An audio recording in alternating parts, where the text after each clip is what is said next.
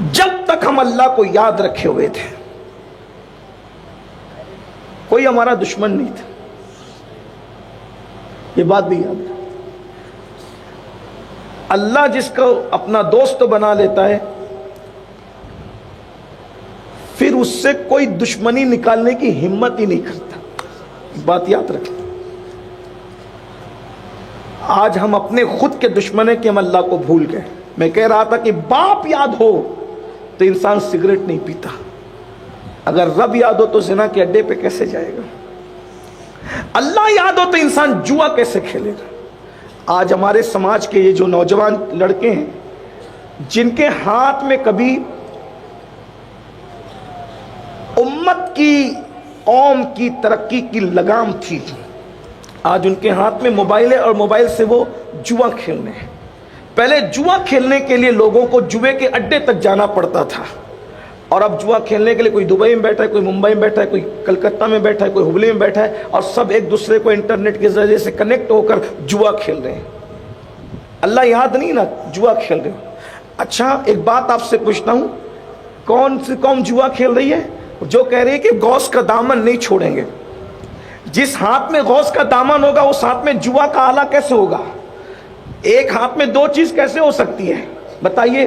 اور حجت الاسلام امام غزالی رحمت اللہ تعالی علیہ لکھ رہے ہیں کہ جس نے دنیا میں جوا کھیلا ہوگا قیامت کے دن اس کے ہاتھ سور کے خون میں رنگے ہوئے ہوں گے, خنزیر کے خون سے ان کے ہاتھ رنگے ہوں گے جنہوں نے دنیا میں جوا کھیلا ہوگا.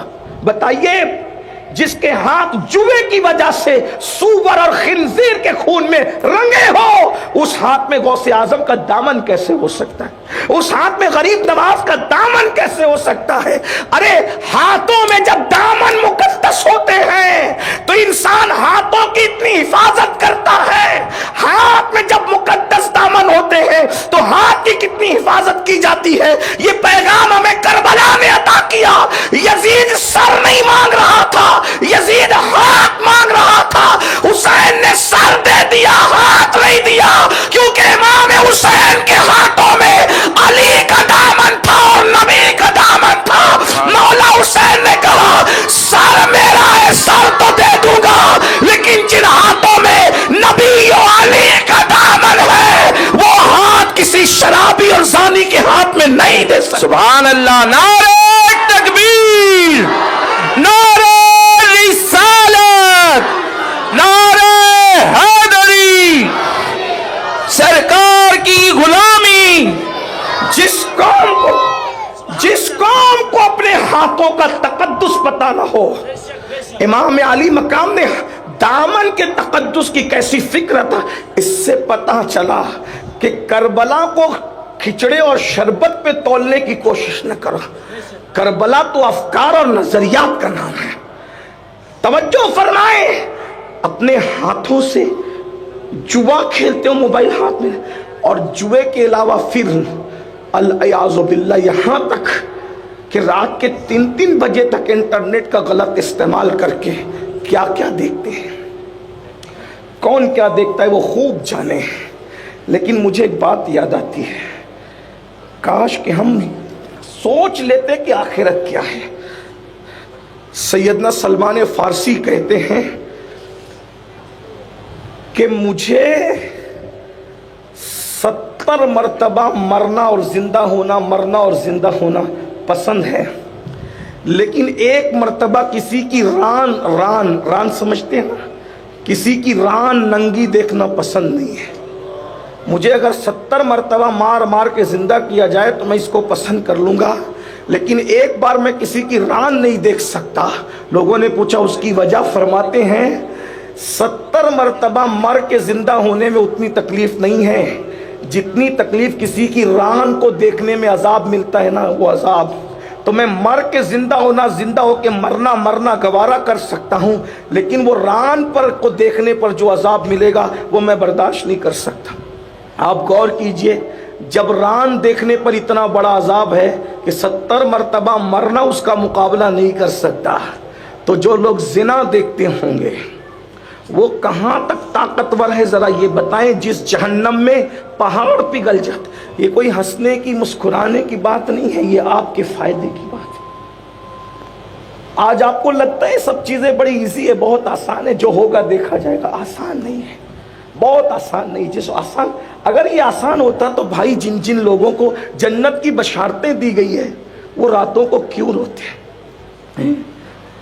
افضل البشر بعد الانبیاء سیدنا صدیق اکبر رضی اللہ تبارک و تعالیٰ آخرت کو یاد کر کے روتے ہیں. سیدنا فاروق اعظم کے تو آنسو بھی خشک نہیں ہوتے تھے، چہرے پہ نشان تھے آنسوؤں کے.